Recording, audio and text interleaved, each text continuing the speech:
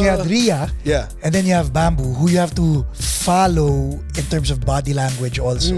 Kasi hindi siya pwedeng kumembot ng, hindi mo aaksentuhan yun eh. Yeah. I've always wondered kung siya yung dumidikit sa'yo o kung yung drummer yung dumidikit sa kanya. Okay, I remember this. This was last year. Pinadala nila Pancho yung... First you got the call from who? Yeah, I got Ria? the call from Ria. Yeah. Okay. So, wala si Junjun, and I think they have a parang may sub si Junjun na regular. So, wala sila makuha. So, sabi ni Ria, game ka ba? Pero wala nang rehearsal to. Sabi ko, medyo nakakatakot yan. Tapos, baka pwedeng, padala niyo yung, Teka. Sorry. Wala, my mistake. Wala palang papel.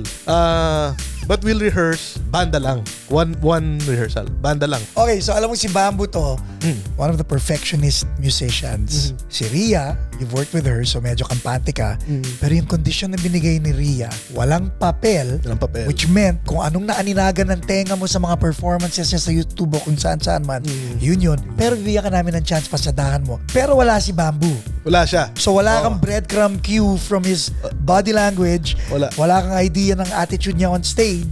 Ang meron mo lang si Ria at si Nakakoy. I say no regrets because naniniwala ako na kung ano yung dinaanan mong path, yun. So, meron mga, galing. Alam mo, may mga gig na parang sayang, sana nakuha ko yung gig niya. Even recently, may mga gano'n. Sayang, Pero, bago ako umalis pumunta dito, may tinugtugan akong rehearsal.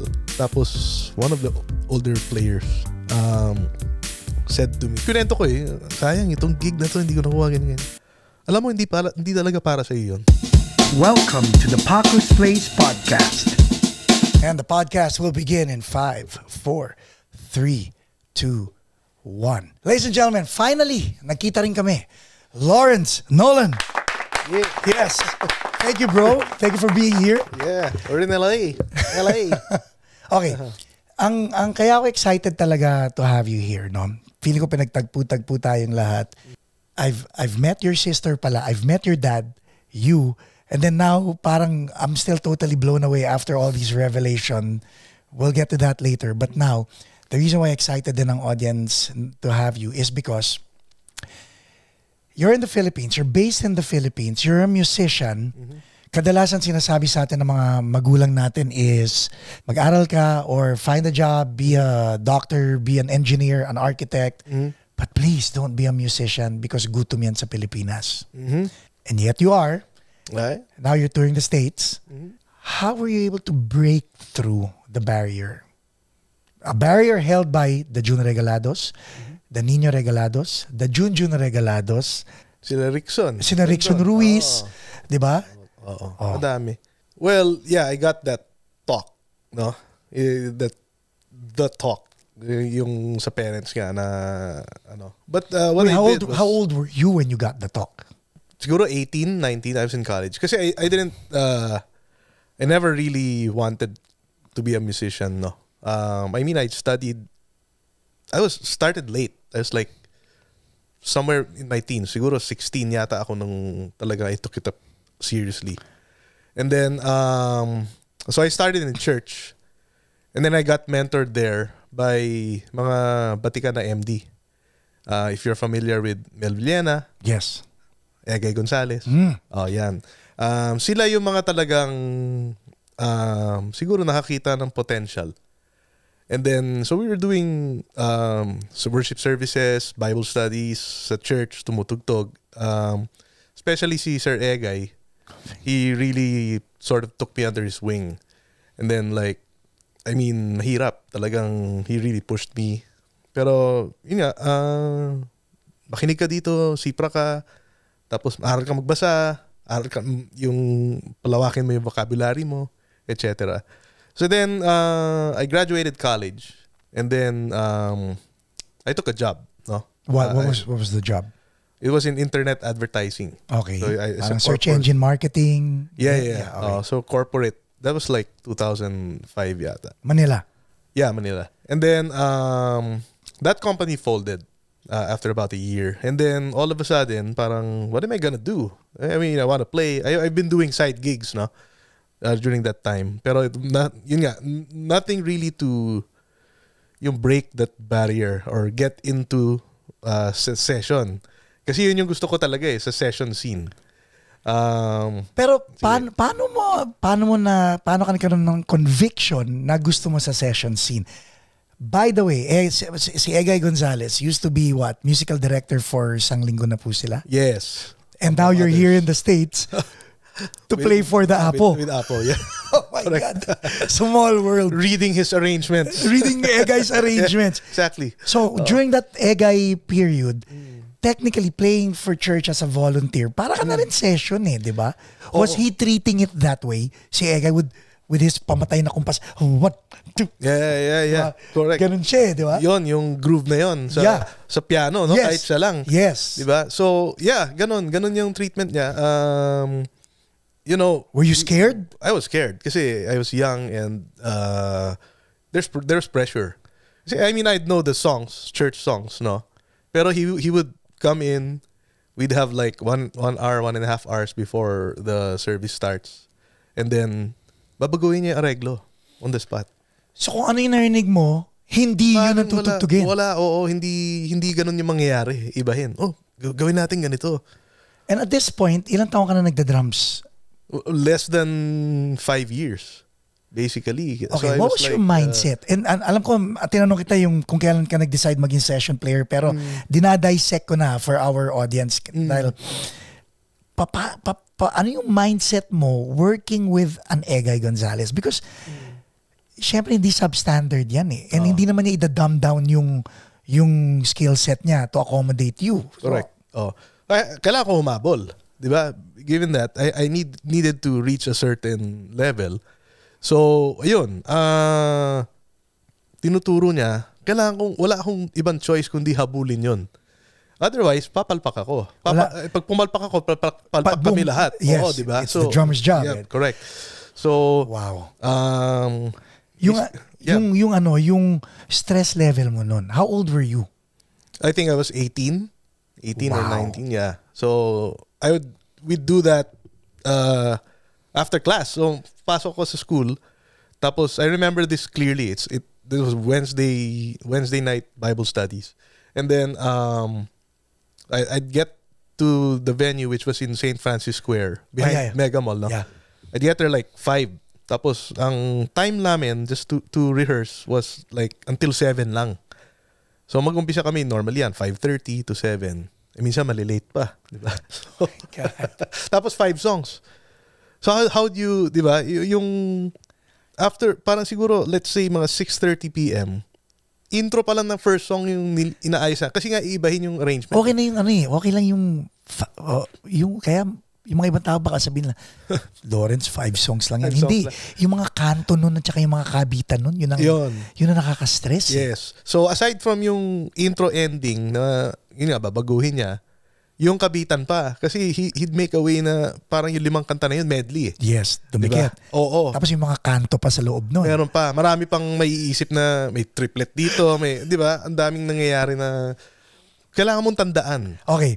When you were happening sa church, hindi pa uso ang gospel chops nun di ba? Hindi pa. Pero Egay chops ang uso nun. So, yeah, but there was a lot of during that time yung I don't know if you're familiar with sila Ron Quinoli. Yes. Okay, si Ron Quinoli kasi yung mga ginamit ng musicians sa albums niya. Sina Israel. Hindi, sila Abraham Laboriel. Abe Laboriel pala. So mga top-notch LA musicians yan. So their arrangements were complicated. Yes. Up until now, I think very high skill level ang kailangan is to So ito ngayon. So during this tenure, kailan mo na-realize na, you know what? Mukhang nasusurpass ko na yung stress level. Gusto kong mag-session. I think high school to college, remember, nasa church ka. Yeah. So during that whole time, as that was about a year siguro na weekly na ganun. So habang tumatagal, nasasanay ako na nasasanay. Tapos ang sanay actually, it doesn't get easier. Yung oras lang parang mas madali ko na makuha. Alam mo yon, yung para sa pagbibisikleta, yung pag-ahon kasi hindi naman yung dadali yung ahon You just get there faster. 'Di ba? So siguro ganun yung experience ko na sa sa session na para okay, naiintindihan ko na ngayon yung binabasa ko na enough na bumilis na yung sight reading ko. So, ibig sabihin, sinusulat talaga ni Egay at binibigyan ka ng, hindi piano guide, drum chart talaga. Piano guide ang binibigay sa akin. Oh, Lord. So, kasi he didn't have the time to write a detailed drum chart. Okay. So, piano guide. So, parang, hindi naman ako nagbabasa ng piano. Hindi, sundan mo yung bassline. Sundan mo yung F-clef. yung F-clef. Tapos yung, meron mga sa gitna na, nalagyan niya ng, kumbaga, common sense mo na lang talaga. Na may, itong series of notes pa to, sasabayan o hindi. How did, maganda yung sinabi mo, common sense. What people think, ang well, ang common meme sa ating mga drummer, tayo ang pinaka-dummy sa mga sa mga musicians. Ang hindi nila alam, tayo ang matalas ang critical thinking. Yes. Tayo pinakamatalino. Technically, I will not argue. Because tayo nagdadali.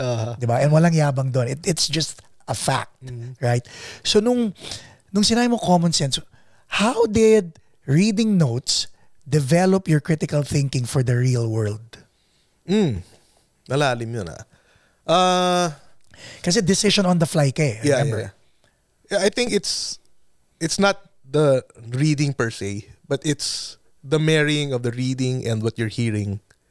And yung, kumbaga yung mga nasipra mo. Diba? And then, experience. Tapos yung, parang papuntang chorus to Parang ganon, di ba?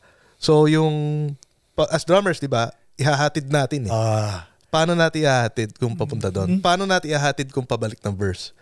Yan. So, Trabaho natin yun. So, minsan, tinitingnan ko yung passage, section, and then nakikita ko, okay, wala naman masyadong nangyayari na, walang bagsakan or anything.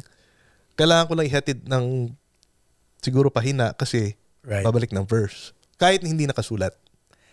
Yun. Wow. So, minsan, that's common sense. That's intuition also, di ba? Yes. So, minsan, naka-detail din yun.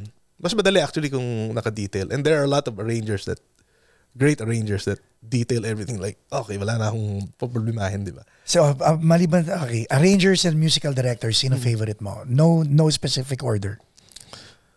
Ayun, syempre, si Sir Egay, Sir Mel, si Ria. Who you work with? I work with. Yeah, kasama ko ngayon si Band. Oh my. Tapos, si Nico, who I was just with yesterday. I mean, there are too many to name, honestly. And so when you see them, alam mo na kung gaano kabigat at kung gaano kagaang ang trabaho. Hindi rin. Kasi, really? Yeah, kasi yung gig din Depende din sa gig. So, meron ibang gig, it's typical pop gig, that use a lot of common sense. But then I've done some orchestral gigs na talagang nakakatakot. Kasi hindi ako orchestral player Why'd you do it? Diba? It's a challenge. I like the challenge of, yung big band playing. Yes. I'm not a big band drummer. But then when Sir Mel would ask me to sub, kahit rehearsal lang yan, o tatanggapin ko. Kasi iba yung feeling din na parang natatamaan ko siya. Kumbaga parang another feather on your cap yan Yeah. And then there's some sort of satisfaction in bringing along a big band or an orchestra. Ang hirap the pressure, di ba? Again, to your point, bringing along a big band. Yeah. Hindi talaga pwedeng tayo ang dinadali. Kaya like si Buddy Rich, siya yung nagdala ng buong orchestra niya Correct. Diba? Oo. I mean, sinasabi nila mga drummer introvert. Well, pero pagdating sa stage, hindi. Yan ang nagdadala dyan So sa big band, lalo na setting it up. Yeah. Diba? Very important. Tapos yung bigat ng swing mo. Yes. All of those. Now, to the non-drummers, explain the part, kanina sinabi mo, yung pagtawid o paghatid. Setting it up. How important is setting it up? Pag ansam yan, pag 5 tao lang, madali yan Alam mo, sineset up mo lang yan para sa singer Pero for a big band, you might be setting it up for the horns or you might be setting it up for another section of... Explain that. Yeah, so essentially parang same, like let's think of the horn players as singers na parang, or to the listener actually, na parang I'll set it up so that sabay-sabay tayo sa hits. Tak tudug tudug tudug pap pap pap pam gano'n. Kunyari may magandang passage ka doon. Sa papel usually slashes lang yan, yes. or 'di ba? And then Parang ang corny kung ting ding ding ding pap pap pap. I mean, it will work, but iba yung dating ng lalo na pag malakas. Yeah. Yun. So, actually, natutunan ko lang din yan habang nakikinig at saka nanonood ng big band drummers. Okay, sino ang mga pinapakinggan mo? Sa AMP kasi it's June Austria. So, ang galing ni Sir June mag-setup ng yung mga ganun. Are we talking about the same June Austria? June Austria, yeah. Oh my God. Have you seen him play nung bata siya? Uh, Alam mo ba yung notoriety ni June Austria? Sa rock, no? Uh-huh. Correct. Hindi ko alam kung anong band, pero yeah. Si June Austria, yan ang mga kasabayan ko, si June Austria, as in, oh my God. June, if you're watching, sobrang wild din sa double kick. Yes, oo. Kahit balad lalagyan niya ng yun ang meme niya palagi. Pagdating kay June. Pero yung conviction ng palo niya has always been there. Actually, yun. The that's the correct term. The conviction ng palo niya. So the conviction in how he sets up those hits. Talagang as a listener, alam mong sigurado eh. Tapos I'm sure for the horn players, sigurado din sila na parang alam nila kung saan yung kanto bago yung hit. Like hindi to ala chamba. Talagang dito tayo pupunta. Tapos hindi sloppy pakinggan as a result. So yun nga, again, going back, nadadala niya yung buong big band para yung tunog nila talagang tunog isa. So ang saya mo? Saya mo. Ako. Both watching and listening and then minsan playing din. So kailan ka inupo ng magulang mo para sabihin na, Brad, masyado kang masaya. Hindi, I think after college, I wanted to get into session, di ba? Oh Lord. Tapos, mali ko. Are you the eldest? Yeah, I'm the eldest. Oh my God. Bad example. Ang mali ko was, nag-aantay ako. Explain that, please. So, feeling ko, it's being passive na, waiting for the gig to come. You're not being active. You're not marketing yourself. Not marketing yourself. Lalo na ngayon, mas madali, di ba? With social media and everything. Yes. Back then, 20 years ago, it was, the MD needed to get your phone number. Yeah. Diba? And then get the text or whatever.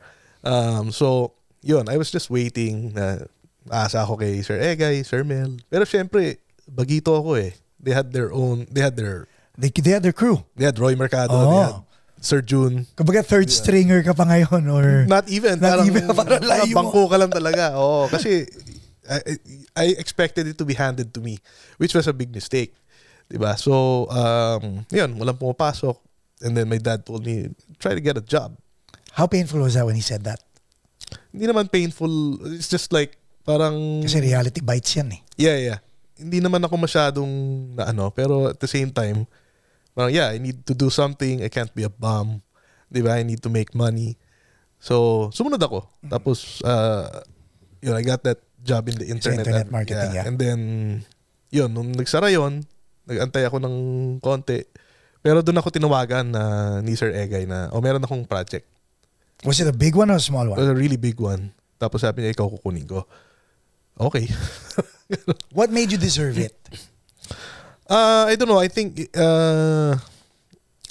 it's his trust sa akin. So kahit nagwo-work ka every Sunday, nagsi-CCF ka pa rin? Yes. Okay. So tuloy-tuloy yun. Okay. And then I'd still play with him, And then yun nga, yung guy na sinasabi ko kanina was habang tumatagal,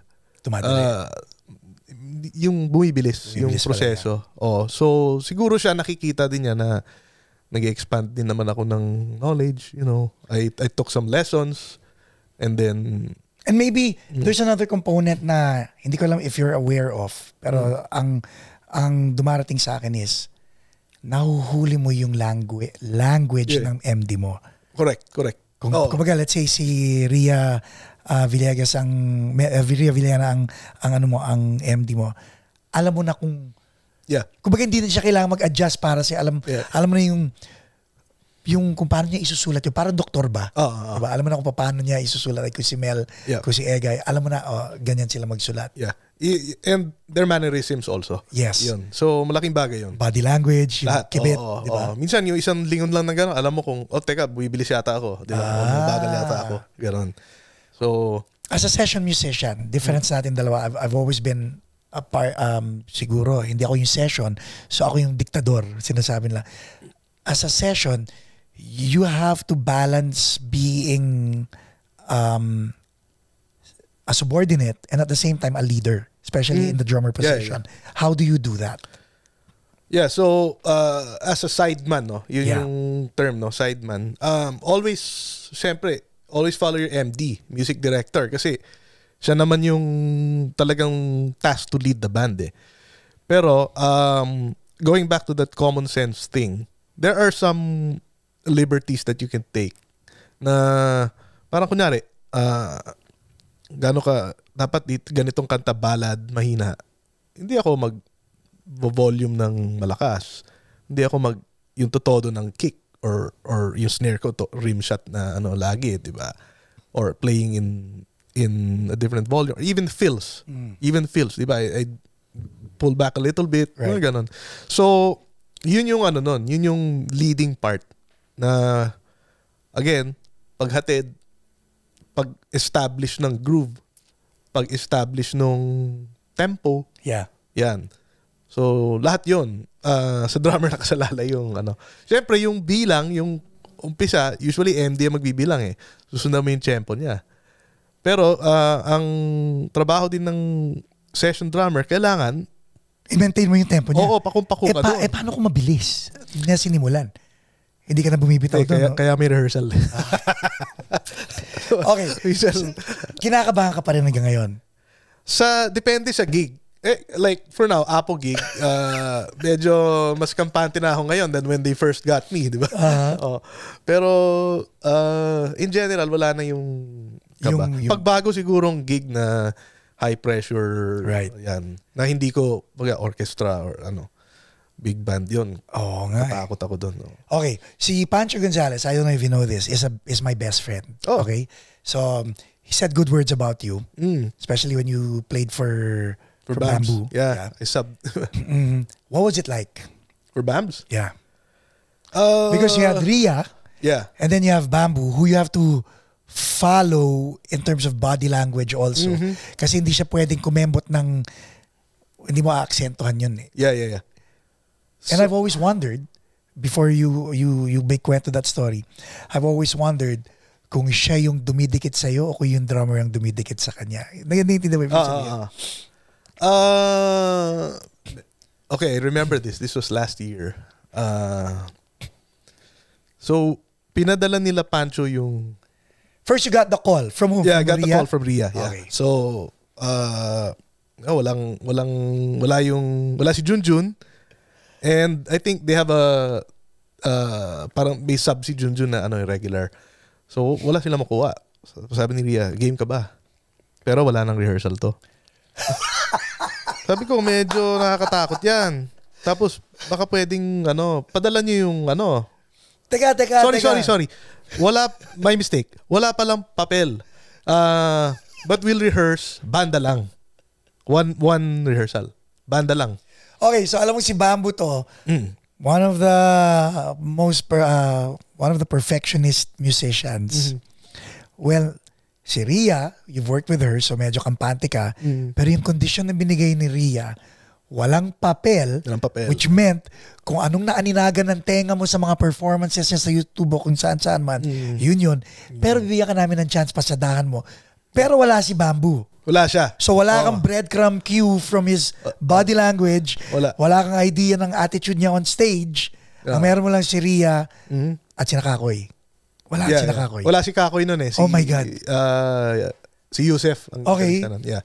So, what was it like? No, well, they sent the audio and then I made my own cheat sheets, di ba? So, ganun na lang yung guide na sinipra ko yung mga live nila. Kasi medyo iba yung live nila from the albums eh. And then, syempre, ang hirap ng ibang Bamboo songs, di ba? Oh, yeah. Ang hihirap eh. Tsaka yung mga pumalo. Well, pumalo. The Bamboo songs, the Bamboo, not the River Maya songs. The Bamboo the songs. Bamboo songs. Medyo si Vic Mercado ang... Yun yung, kaya parang, medyo, kailangan on our toes tayo. And hindi na pinadali ni Junjun na regalado para sa iyo yun, Hindi diba? rin, parang Junjun. If you're watching. De, pero, thankful ako kasi, yun nga, again, it's challenge, di ba? So, I try not to back down from So from finally, that, ano. it was gonna happen. Yeah, so we rehearsed. No, okay naman. Okay, tama yung mga guide ko. May mga tanong syempre. Yeah. Pagdating dito, basta tumingin ka na lang kay Bamboo.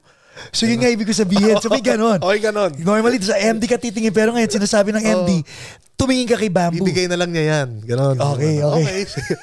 So on stage, ito na. Ito nakakatawa to. Kasi backstage, this was an event. I played for both Apo and Bamboo. Okay. So magkasunod. Tapos sa program, magkasunod sila. So Apo muna. Tapos Bamboo. Hindi na ako umalis ng drum set. Oh my God. So, doon ko lang na-meet si Bamboo sa stage na. Not even Not backstage. even backstage. No, kasi I had to do the Apo set. Eh. So parang, okay. Game na. Tapos honestly, nung umandar na, wala na, it's music. Diba? So, how did it feel? How did it feel? Ang saya, pare. Talagang yung that's the joy in music eh. When you're just communicating with each other on stage. Yun nga, yung sabi mo kanina, yung lingwahe. Yeah. Nagkakaintindihan na lahat. Tapos si Bamboo, yung energy. Grabe eh, di ba? I'm sure nakikita din. Yeah. So parang ako din, nadadala na so naka-click ka ba? Naka-click track ka or pakiramdaman? So yung ibang songs niya merong may backing track. May yung SPD. Yeah. So may may feed. I think one or two. Tapos ang ginawa ko, naka-metronome, yung metronome ko nakasaksak sa in-ear ko. Yeah. Just to be able to make sure na yung tama yung mga tempo.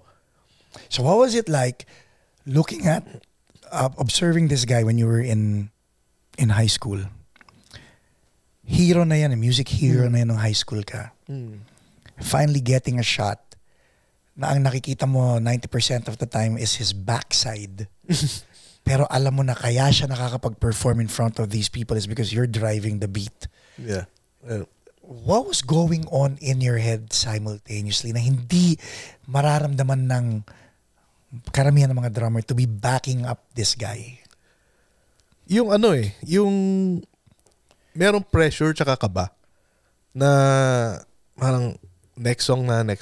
Medyo si Bams mag-perform napansin ko, hindi siya masyadong sasalita. It's really, after this song, next song agad. So, okay, I had to be on my toes the whole set. And then, yun nga, yung pressure, but at the same time, pag umpisa na, minsan napapangiti na lang ako na parang sarap nito.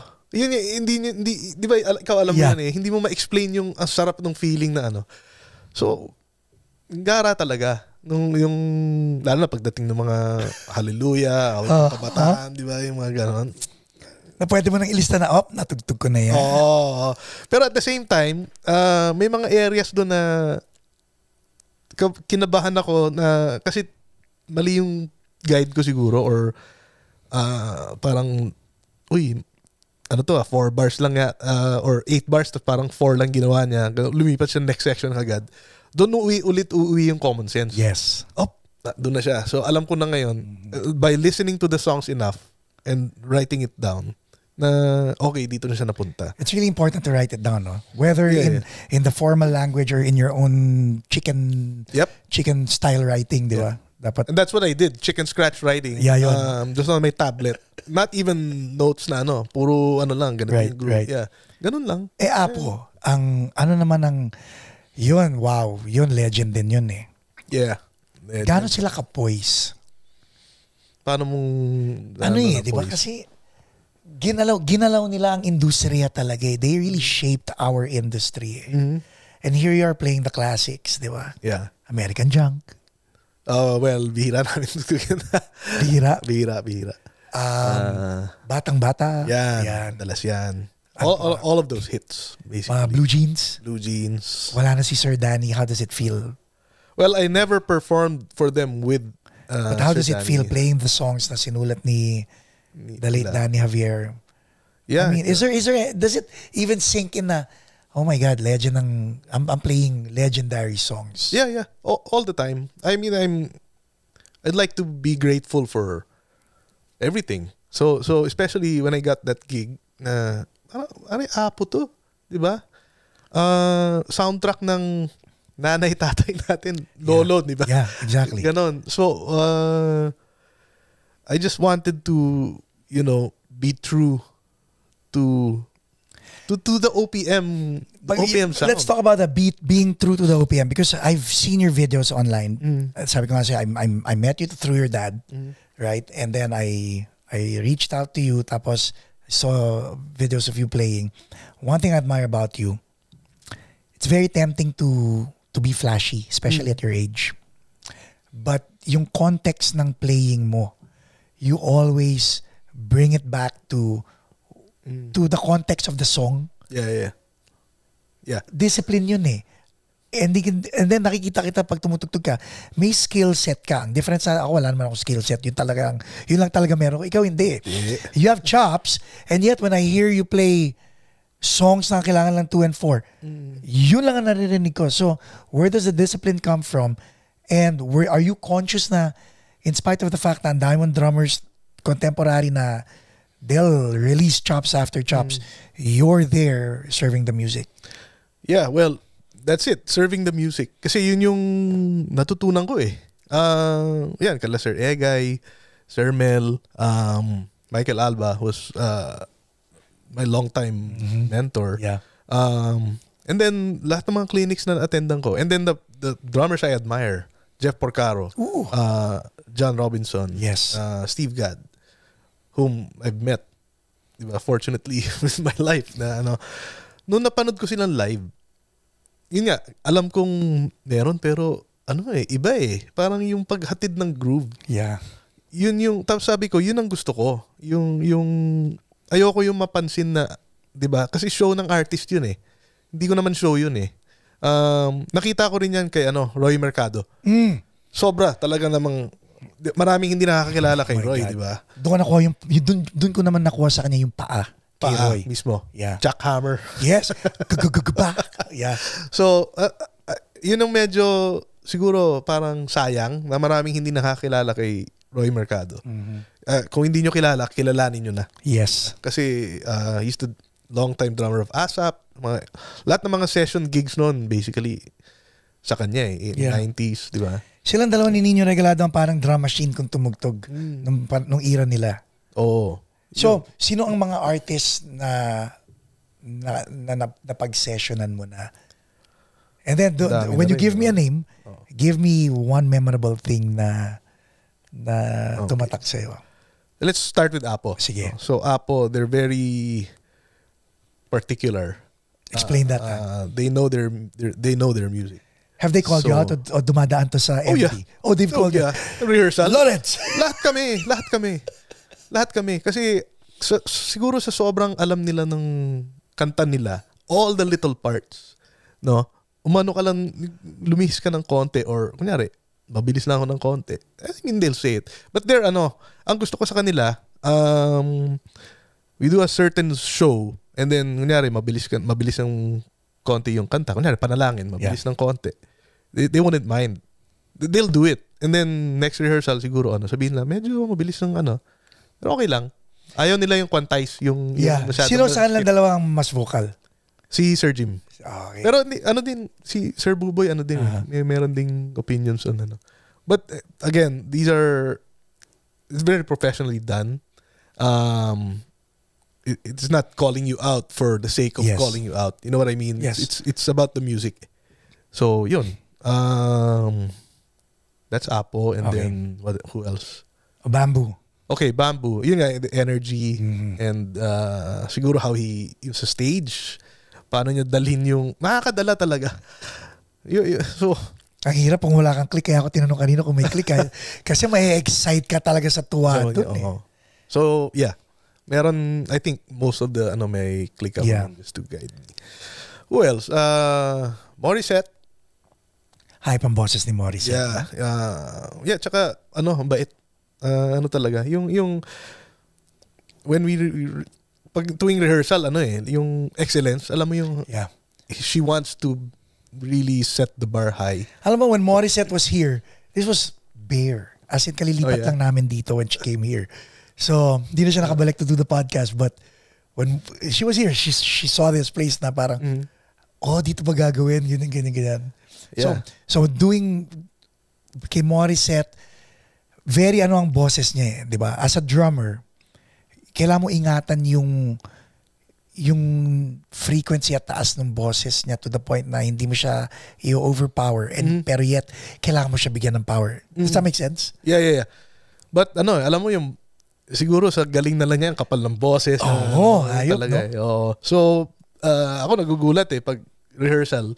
Minsan hindi naman relaxed pero parang meron pa pala siyang pagdating ng show, meron pa pala. Bibigay pa. Yeah. Wow, parang yun yung masaya kasi during the show biglang Sino pa? Who else? Yang, I've been doing a lot of Yang gigs recently. How organic is a Yeng Constantino gig? Ganda ng term mo, organic.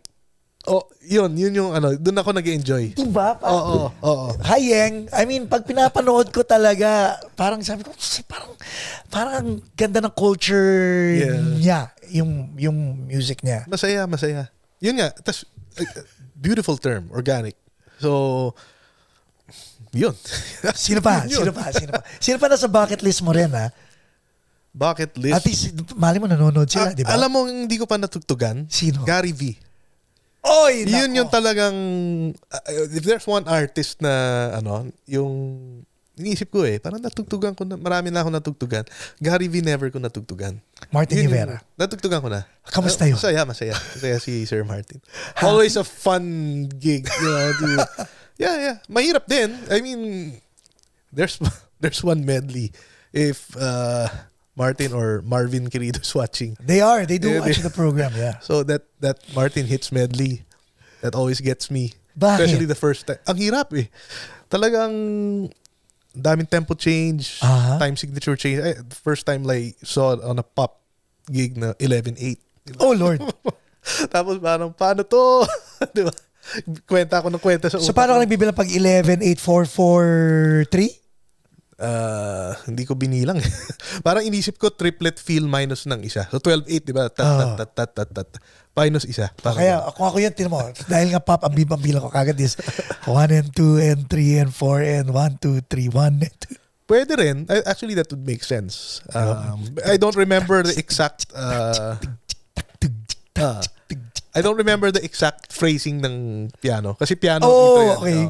So usually, sasabayan ko kung ano yung phrasing. Isipin mo, no? Pag sinabi mong Martin o pag sinabi mong Marvin Querido, all of a sudden, naisip ko, may Rickson Ruiz dyan. So, kung hindi ikaw ang house drummer ni Marvin Querido, alam mo kailangan nasa level ka ng Rickson Ruiz para mga ganyan-ganyan, di ba? Kailangan. Yung pressure nga, yun din yung doon, yung you have to overcome it. So Gary V, sino pa gusto mo? KZ Tandingan. I've done KZ before. Yeah. With Karel? No, si Karel was absent noon Si Richie Ramos ang nag-bass noon, yung gig na yun. Yung metformin niya, hanggang nandiyan pa sa... Richie! Sugar mo! So Richie Ramos, isa pa yun. Oh my God, ang yummy tumugtog ng bass noon, di ba? Tapos si KZ, din yun? Pressure. Yes! Kasi ang galing ni KZ. Talaga naman, di ba? Yung areglo. Tama naman. Areglo ni Karel. Di ba? Yung mga yugyugan na. Yan. Tapos yung pinadala pang audio sa akin. Michael Alba yung pumalo. So syempre parang, okay. Alin yung kailangan kong kunin tsaka hindi. Alam mo ba, may nakausap akong singer, no? Sabi ko sa kanya, bro, ba't ganon? Pag kino-cover mo yung kanta, huling-huli mo yung diction, huling-huli mo yung punto, huling-huli mo yung accent. Pero pag original song, kinakabahan kang kumanta. Alam mo sagot niya, pag kasi cover song, alam ko kung ano yung bar na kailangan kong abutin. Pag original song na, lalo na ako, siya raw, bagito siya, hindi niya alam kung gaano kataas o gaano kababa yung bar na isa-set niya sa sarili niya. So I'll throw that back to you, di ba? Is it easier to be called to fill in for someone na alam mo kung ano yung benchmark as opposed to, you know what, this is a new project, I'm a new musical director, you're gonna be the drummer, you're gonna set the bar. Ano sa tingin mo ang... Hirap yan Kasi May sense ba yung tanong? yeah, meron. Naiintindihan ko yung ano. And then I've done both. So it's a matter of like Yes. ano yung mas ano. I'd go with ano mas gusto ko yung orig for me personally. Yeah, you made me choose. So Yeah. so I'd go with that just because I can express myself Yun. more. Yeah. Yun So, lang yung ano doon. That being said, sino pang artist or musical director ang nasa Bucket list. bucket list mo? I'd like to do a full Lea Salonga gig under Gerard. Yan, isang ano din yan. I've played for her. Ano feeling? Sobrang linis ng kumanta. Yun, Tapos, ang pressure din ng Lea pag nandun siya is sa sobrang galing niya, wala kang choice kundi galingan talaga. Di ba alam mo yon? Yung nakakahiya pag Yeah. medyo yung feeling mo below ka. Yun. So, but I'd like to do, sana, may opportunity to do a full, like, Lea lang talaga. Are you hard on yourself when you make mistakes? Yeah, I used to be. How did you get over yourself? Mindset na tapos na yan eh. Alam mo yun? Mindset of, let's move on to the next. Like, okay, sumabit ka.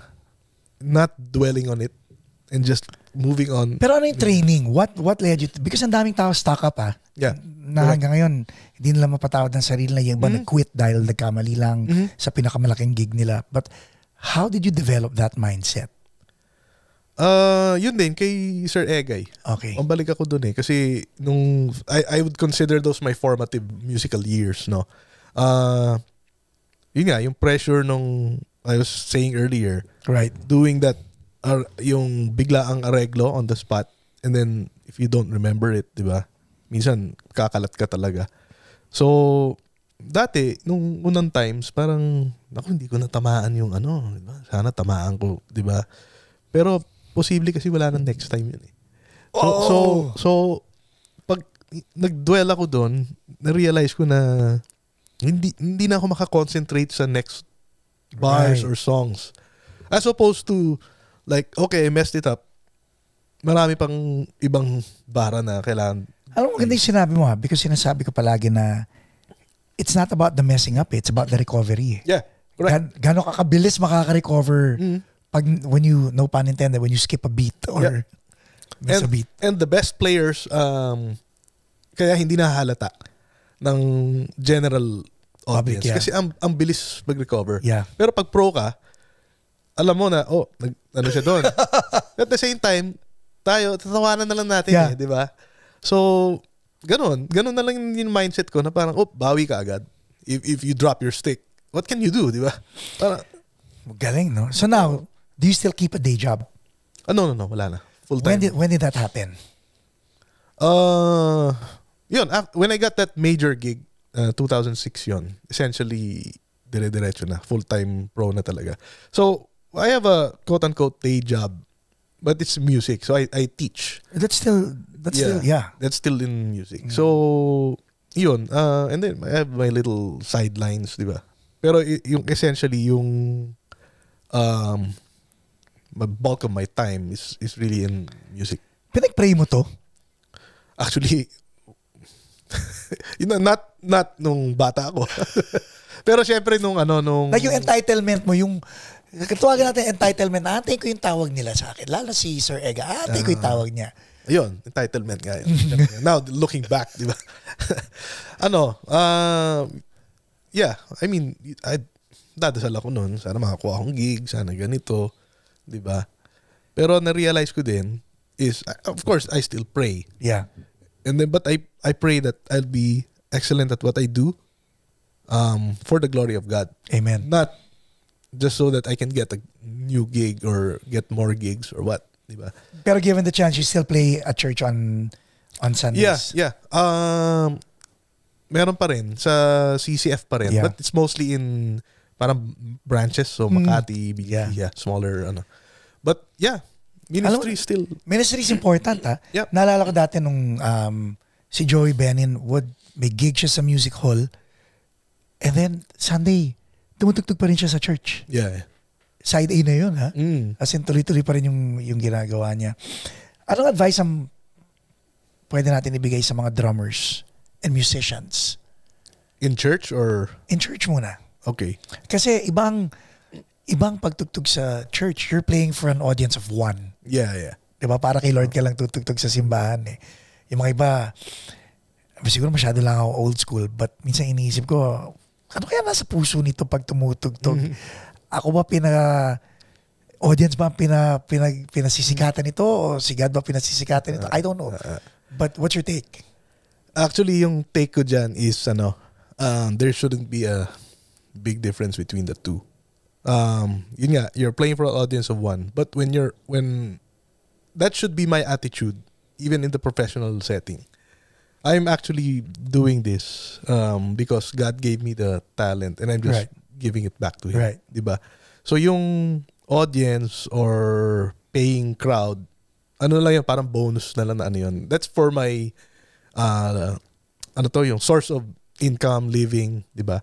Pero yung passion or the heart behind it, it's the same.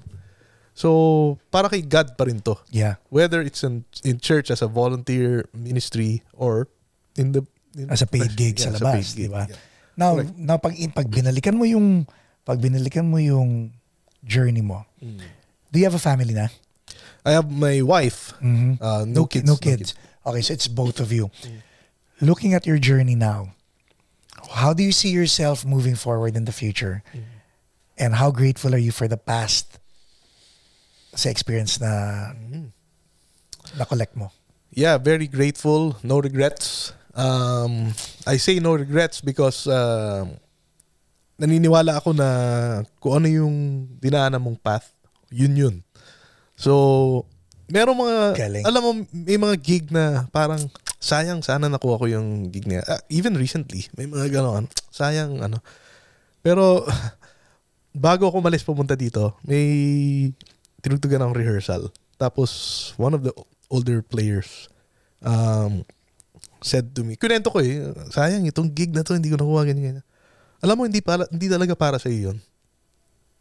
Tapos naisip ko, tama siya Di ba? Kung para sa iyo, para sa iyo. Kung hindi, be happy and grateful for the person that got the gig. Right. So if yung puso mo na para sa kapwa, di ba? At least may trabaho tayo lahat. Masaya, di ba? Kasi darating din naman yung talagang para sa iyo. Oo, darating din yun. Basta ensayo ka lang na ensayo.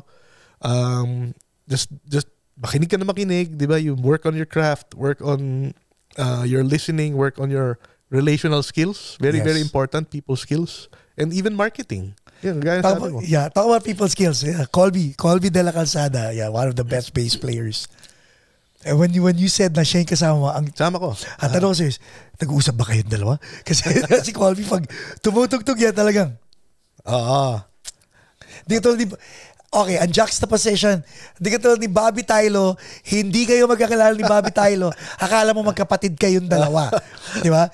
Yan ang difference yan Tama. May Colby ka na,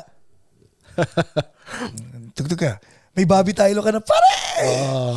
Okay, Colby de la Calzada. Papa, like you have a good relationship. Yeah. And I'm not saying it's about Colby, but there are introverts, there are people who are serious with their business, and you mentioned relational skills. How do you deal with those people? You have to know who you are, really. Na yung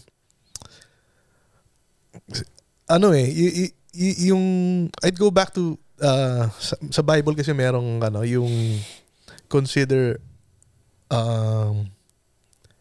I forget but consider parang yun, yung mas magaling yung isa or nakalimutan ko yung exact. I'm sorry, Dad. Consider one another better than yourselves. Okay. Parang ganon. Okay? So, pag inisip mo yun, humility, di ba? Yes. Yun yung talagang, for me, the trait that is very, very important. So, kung inisip mo na, I mean like, if you consider, for example, yun, may masungit, di ba? Tapos, kasama mo sa banda, ang hirap. Medyo, I mean, like, try to think of, baka may pinagdadaanan. Baka, Galing. di ba? Baka hindi pa kami ka-vibe, kaya ganun. Right. Tapos pala, ang bait na tao pala, di ba? Hindi mo alam eh. So, Nahusgahan mo na ginudge mo na kaagad. Hindi naman pala siya yun. Yes. Di ba? So you just saw a little side of that person. So yun, malaking lesson sa akin yun, yung pagiging relational, talking to us, just being friendly with people and masaya lang, nakangiti. Anong example ko niyan? Sir Mel. Oo, no? 'Di ba? Pag laging nakangiti. 'Di ba? Saya pagpasok niya sa studio, papasok, pare, kamusta? Asaya. Bagets. Oo, so yung vibe ng ensayo nyo, ang saya. Alam mo, kahit si Ria ganun din. Namanan niya sa daddy niya yun, no? Pero ang gusto ko sa kanila, pag game time na, ensayo na, professional. Yes. I mean, they'll call you out if you're making a mistake. Not for the sake of calling you out, but to fix the music. Ikaw ba, do you welcome being called out? If you have to be called out? Oh, yeah.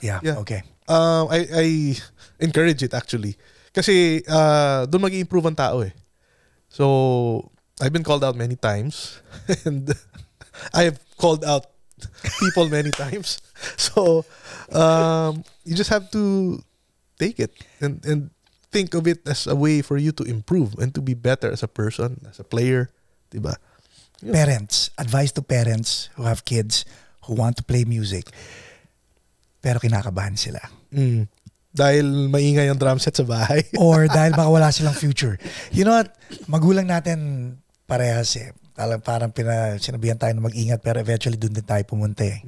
But what would you advise parents who are kinda anxious because they have kids who are excited to be musicians? I'd say just let them explore it. I have 2 students. They've been with me for I think 5 years now. One of them started when he was 7 years old. Tapos just as a activity, something extracurricular, di ba? Yeah. Alam mo, nag-enjoy. Tapos tuloy-tuloy nag-aaral sa akin every week for the past even pandemic online pa rin, tuloy pa rin, ganun. So ngayon he's playing in church. He's pwede ko nang iwanan eh. Alam mo na yung gagawin mo, di ba? So I don't need to guide him, And I think if he really pursues it, if he wants to be a session player someday or what would you advise the parents na hesitant payagan na mag-session? Bahala na sila doon kung ano yung... Kasi ikaw pag naging parent ka, paano kung yung anak mo gustong mag-session? Ano sabihin mo? The same thing your dad told you? We'll do the talk. And then, I can only do so much, di ba, na if that's really your path, di ba, if yun yung itinalaga ng Diyos para sa iyo. Did you eventually have a talk with your dad nung naging successful ka na? I don't remember. I don't remember yung... Kasi ang timeline nun, he went here. So I did that gig. So I was living... maganda yung income nun. Tapos nung natigil yung malaking gig na yon, they moved to the States na. So I was basically left alone. So I needed to fend for myself. Yeah. Diba? So ayun. Siyempre makakamusta sila. Hindi, okay naman eh. Masaya naman yung dito, yung buhay. Tapos parang, you have to make your connections, personal connections, musical connections, etc. Ayun, hanggang sa, alam mo, time flies eh. Yun na nga eh. Oo. Okay, are you on the right track? I hope so. I think so. I hope so. Final answer. Yeah. Tama naman yung, kasi otherwise I wouldn't have been here, di ba? I wouldn't be touring. I wouldn't be with Apo or whoever. Di ba? So, are there things to fix? Of course. Di ba? But, tama naman yung path. Ladies and gentlemen, Lawrence Nolan. Saya. Thank you, bro. Don't forget to like, subscribe. I'll put his social media link in the description para you can follow him. And again, nagtuturo po siya. So, we'll gather all the information. We'll put it in the link in the description. Para if you want to take lessons from Lawrence, pwede rin naman. Thank you. Yeah, man. Thank you. Thank you to all the listeners. Yes. Shout out, Sarah Nolan. Ikaw naman ang susunod. dito sa LA.